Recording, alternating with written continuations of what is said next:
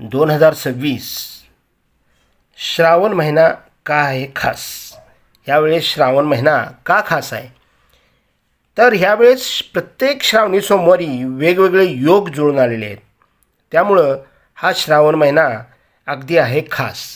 चातुर्मासातील श्रावण महिन्याला मराठी वर्षामध्ये अनन्यसाधारण महत्त्व आहे. प्रत्येक दिवशी व्रत आणि या सगळ्या व्रताचे वेगवेगळे महत्त्व श्रावण महिन्याचे वैशिष्ट्य मानले जाते. केवळ आध्यात्मिकच नाही तर शास्त्रीय आणि नैसर्गिक दृष्टीने सुद्धा हे व्रते अत्यंत महत्त्वाची मानली जातात. आषाढी एकादशीपासून सृष्टीचे पालनहार श्रीहरी विष्णू ही योग निद्रेमध्ये गेलेले असतात.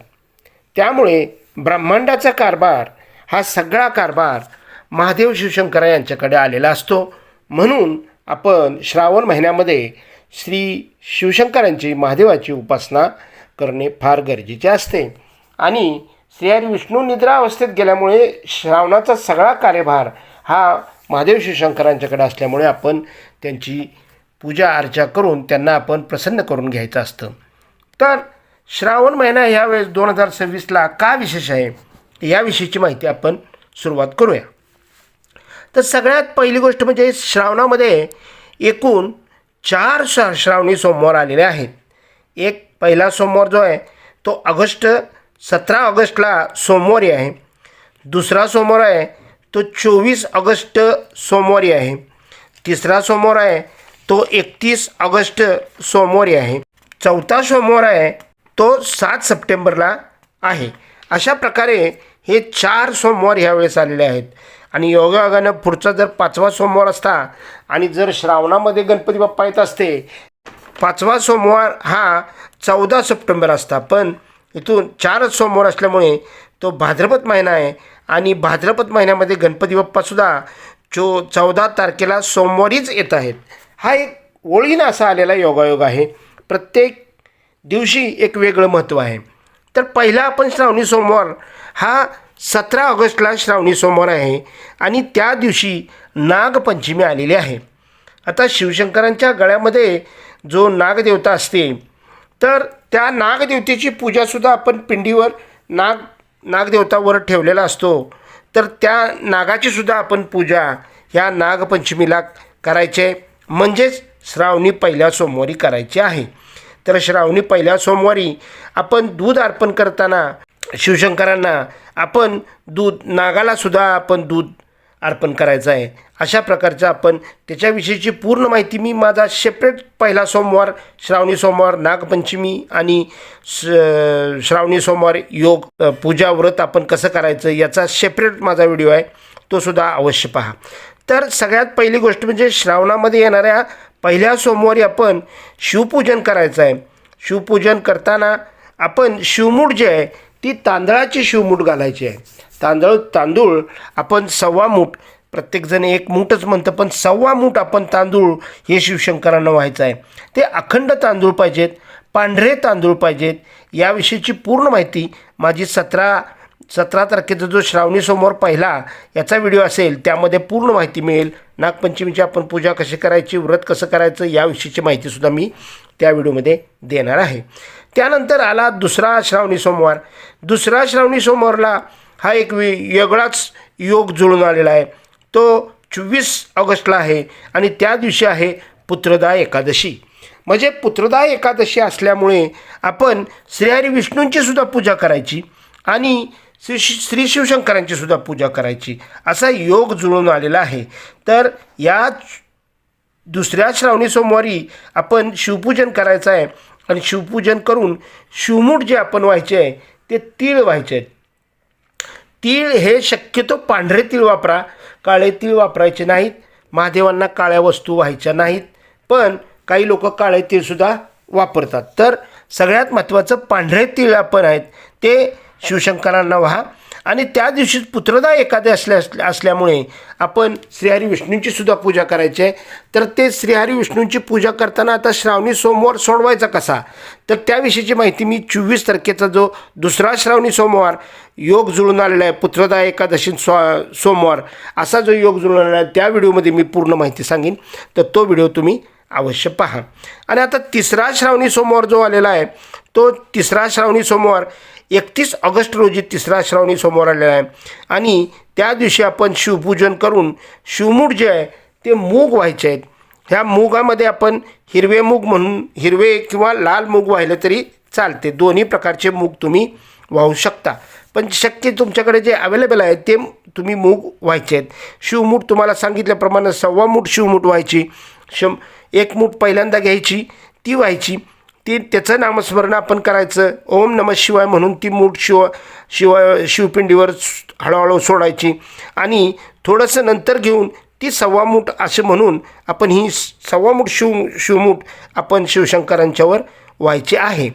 तर अशा प्रकारे त्या दिवशी आलेले संकष्टी चतुर्थी म्हणजे गणपती बाप्पा आणि शिवशंकर म्हणजे वडील आणि पुत्र यांची आपण पूजा करण्याचा योग ह्या श्रावणी सोमवारमध्ये जुळून आलेला आहे.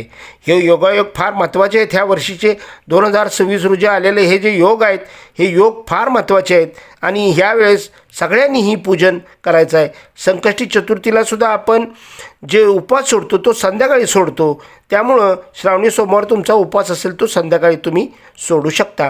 गणपती बाप्पांची पूजा करा, गणपती बाप्पांना तुम्ही अभिषेक वगैरे करा, गणपती बाप्पांच्याबरोबर शिवशंकरांनासुद्धा अभिषेक करा आणि शक्य झाल्यास संध्याकाळी मोदकाचा नैवेद्य जो आहे तो शिवशंकरांनाही द्या आणि गणपती बाप्पांनाही द्या. शिवशंकरांना बी आणि गणपती बाप्पांना मोदकाचा नैवेद्य दाखवायचा आहे आणि मग आपला जो श्रावणी सोमवार आहे तो आपण सोडायचा आहे.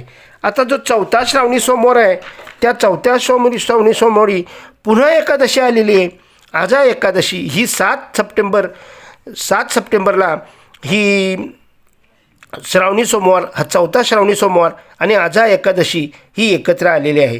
तर शिवपूजन आपण करून घ्यायचं आहे. शिवपूजन केल्यानंतर आपण शिवमूठ जे आहे ती ह्यावेळेस जव किंवा जवस ह्याचं शिवमूठ व्हायचे असते.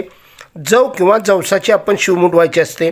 तर शास्त्रानुसार पंचांगानुसार जवस हे शिवमूठ वाहण्याची पद्धत खरी आहे, पण ज्यांना जव किंवा जवस हे अवेलेबल असेल त्यांनी ते व्हा आणि शिवशंकरांची आपण पूजा करून घ्या. मात्र काही पंचांगामध्ये गहू सांगितलेला आहे, तर गहू न वापरता आपण जे सातू असतात, गव्हामध्ये जे सातू असतात त्या सातूंनाच आपण जव म्हणतो, तर ते जव आपण शिवशंकरांच्या पिंडीवर व्हायचं आहे. ह्यावेळेसच गहू म्हणून डायरेक्ट काही कॅलेंडर पंचांगामध्ये आलेला आहे. तर जव आणि जवस ह्यातला फरकसुद्धा काय आहे ह्याचासुद्धा माझा सेपरेट व्हिडिओ आहे, तोसुद्धा अवश्य पहा. तर अशा प्रकारे आपण ह्या 2026च्या वर्षामध्ये श्रावणात आपण 4 सोमवारी 4 वेगवेगळे योग जुळून आणले आहेत. आजा एकादशीला तुम्ही श्रीहरी विष्णूंची पुन्हा पूजा करा आणि एकादशीचं जे व्रत सोडायचं आहे ते आपण सोमवारी व्रत त्या दिवशी सोडायचं नाही तर ते बार्शीला सोडायचं आहे. आणि याविषयीची माहिती मी तुम्हाला सेपरेट 4था श्रावणी सोमवार हा व्हिडिओ करीन. त्यामध्ये पूर्ण माहिती कशी पूजा करायची, काय करायचं याविषयीची माहिती मी तुम्हाला सांगेन. तर त्याच्या पुढचा श्रावणी सोमवार म्हणजे भाद्रपदचा पहिला सोमवार जो आहे तो आलेला आहे. त्या दिवशी गणपती बाप्पा येणार आहेत आणि गणपती बाप्पा आणि हरतालिका ही दोन्ही त्या दिवशी एकत्र असल्यामुळे वेगळाच योग आलेला आहे आणि ह्या योगावर सुद्धा आपण त्याचेसुद्धा माझे सेपरेट व्हिडिओ असणार, ते सुद्धा तुम्ही अवश्य बघा. तर अशा प्रकारे ह्या श्रावणामध्ये 4 श्रावणी सोमवार आले आणि 5व्या श्रावणी सोमवार नाही पण तो भाद्रपद सोमवार आहे. त्यामध्ये गणपती बाप्पा आणि हरतालिका हे दोन्हीसुद्धा एकत्र आले आहेत. असा हा सोमवारचा योग जुळून आलेला आहे आणि ह्या योगावर आपण म्हणूनच त्याला म्हटलं आहे की ह्यावेळेस श्रावणी सोमवार हा विशेष आहे आणि विशेष पूजन आपण यावेळेस करायचं आहे.